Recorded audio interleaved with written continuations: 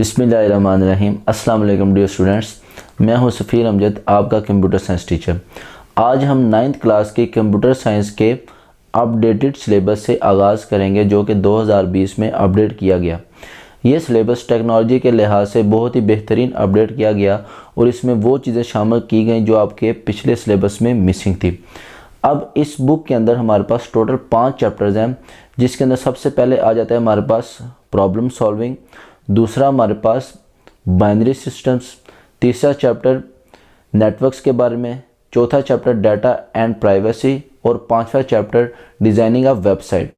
इन 5 के 5 चैप्टर्स को हम अपने आने वाली वीडियोस के अंदर कवर करेंगे और इस तरह आपके पास अपनी बुक का वीडियो वर्जन आ जाएगा, जिसको आप बाद में डाउनलोड करके भी देख सकते हैं और यूट्यूब पे ऑनलाइन भी देख सकते हैं। तो आइए हम अपना आज का लेक्चर प्रॉब्लम सॉल्विंग स्टेप्स से स्टार्ट करते हैं। बुक वाले ने इस चैप्टर को प्रॉब्लम सॉल्विंग स्टेप्स से स्टार्ट किया डायरेक्टली, लेकिन उसने प्रॉब्लम को डिफाइन नहीं किया। तो सबसे पहले हम प्रॉब्लम को जानने की कोशिश करते हैं कि प्रॉब्लम क्या होती है। प्रॉब्लम हम कहते हैं किसी भी मसले को। आम तौर पर हम प्रॉब्लम को किसी भी टेंशन या परेशानी के मायने में लेते हैं, लेकिन हालांकि ऐसा बिल्कुल नहीं है। प्रॉब्लम हम कहते हैं कोई भी ऐसा काम जो कि अभी मुकम्मल होना है, जो कि अभी कंप्लीट होना है। कंप्यूटर साइंस में हम प्रॉब्लम को किस तरह से डिफाइन करते हैं? कंप्यूटर साइंस के अंदर हमें बहुत से सॉफ्टवेयर्स और बहुत सी वेबसाइट्स को बनाना होता है, तो ये हमारे पास प्रॉब्लम्स होती हैं। As a computer science students हमें चीज़ों को टेक्निकली देखना है और टेक्निकली उनके सॉल्यूशंस को फाइंड करने की कोशिश करनी है। तो आइए चलते हैं हम प्रॉब्लम सॉल्विंग के स्टेप्स की तरफ। सबसे पहला स्टेप है हमारे पास डिफाइनिंग अ प्रॉब्लम। अच्छा, प्रॉब्लम सॉल्विंग स्टेप्स के अंदर हमें एक सिस्टमेटिक अप्रोच को फॉलो करना होता है, जो कि हमारे पास स्टेप बाय स्टेप है, जिसके अंदर सबसे पहला स्टेप है हमारे पास डिफाइनिंग अ प्रॉब्लम। देखें जी, a well defined problem is the one that does not contain ambiguities. कि हमारे पास एक वेल डिफाइंड प्रॉब्लम वो प्रॉब्लम होती है जिसके अंदर कोई शक व शुबात नहीं होते, कोई एम्बिग्यूटीज़ नहीं होती। All the conditions are clearly specified and it has a clear goal. कि हमारे पास जितनी भी कंडीशंस होती हैं, जितनी भी स्पेसिफिकेशन होती हैं, वो सारी क्लियर होती हैं और हमें पता होता है कि हमने क्या फाइंड करना है, हमने क्या रिज़ल्ट निकालना है।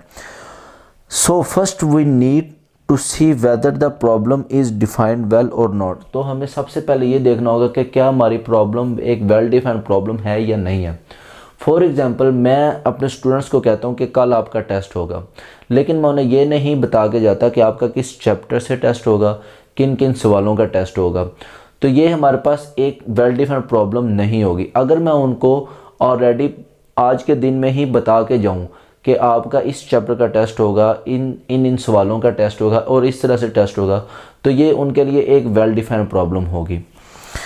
इसके बाद हम चलते हैं कि अगर हमारे पास हमारी प्रॉब्लम वेल डिफाइन नहीं होगी, तो उस प्रॉब्लम को वेल डिफाइन बनाने के लिए हम 3 काम करेंगे, 3 स्ट्रेटजीज़ की हेल्प लेंगे, जो कि सबसे पहले हमारे पास गेन बैकग्राउंड नॉलेज।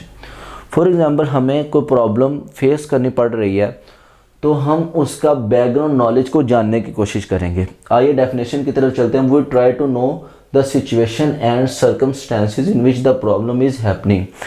तो हम ये जानने की कोशिश करते हैं कि हमें किस माहौल में प्रॉब्लम को फेस करना पड़ रहा है। In this way we can identify the given state. अगली स्ट्रेटजी की तरफ हम चलते हैं, use guesses. We try to know the unknown information through appropriate guesses. कि हमें कोई ऐसी प्रॉब्लम आ गई कि हमें उसका बैकग्राउंड नॉलेज इतना ज़्यादा नहीं मिल सका और हमारे पास वो प्रॉब्लम वेल डिफाइन नहीं हो सकी, तो फिर हम दूसरी स्ट्रेटजी, दूसरा काम करेंगे यूज़ गैसेस। कि हम अपने पास्ट एक्सपीरियंसेस की बेस पे उस प्रॉब्लम को वेल डिफाइन करने की कोशिश करेंगे, उस प्रॉब्लम को जानने की कोशिश करेंगे।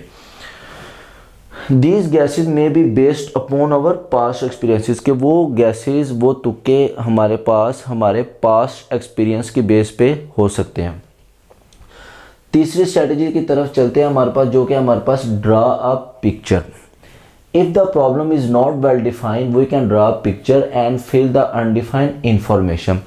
कि अगर हमारे पास कोई प्रॉब्लम जो है उसका हम कोई पास तुक्का भी नहीं लगा सके, तो फिर हम क्या करेंगे, हम तीसरी स्ट्रेटजी यूज़ करेंगे, जो कि हमारे पास draw picture.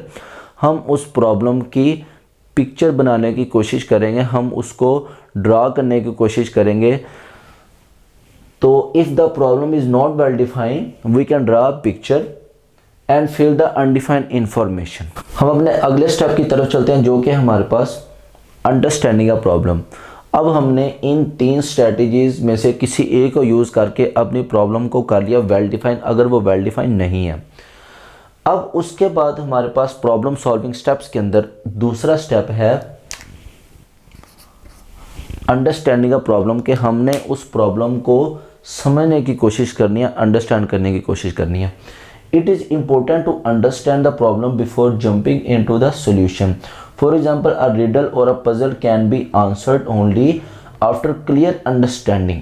For this it is usually includes 5 W's।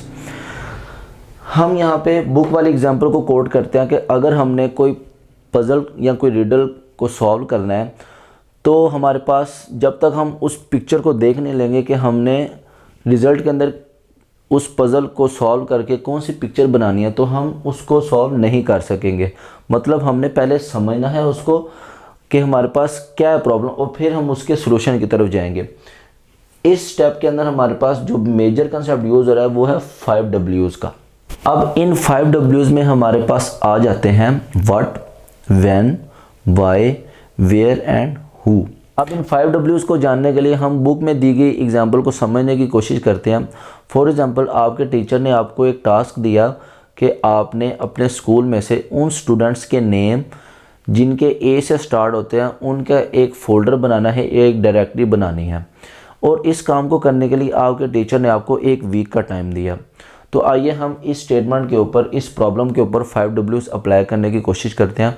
सबसे पहले हम व्हाट को अप्लाई करते हैं कि हमने इसके अंदर क्या फाइंड करना है। उन स्टूडेंट्स के नेम जिनके ए से स्टार्ट होते हैं, हमने उनकी एक डायरेक्टरी बनानी है। ठीक है जी।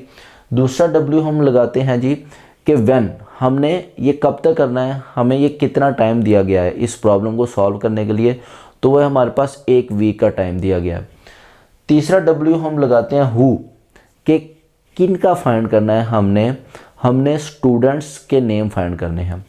चौथा W हम लगाते हैं वेयर, हमने कहाँ पे फाइंड करना है, हमने स्कूल के स्टूडेंट्स का फाइंड करना है। और फिर आखिरी W या वाई, कि हमने क्यों फाइंड करना है, कि हमने उन स्टूडेंट्स की डायरेक्टरी बनानी है, एक फ़ोल्डर बनाना है जिनका नेम स्टार्ट होता है ए से। उम्मीद है आपको इस एग्जाम्पल की बेहतर समझ आ गई होगी कि हमने किस तरह से एक प्रॉब्लम को अंडरस्टैंड करना है with the help of 5 W's। तो स्टूडेंट्स, ये था हमारा आज का लेक्चर। उम्मीद है आपको तमाम पॉइंट्स की समझ आ गई होगी। फिर भी अगर कोई पॉइंट क्लियर नहीं होता तो आप हमसे कमेंट सेक्शन में पूछ सकते हैं। मिलते हैं नेक्स्ट लेक्चर में। अल्लाह हाफिज़।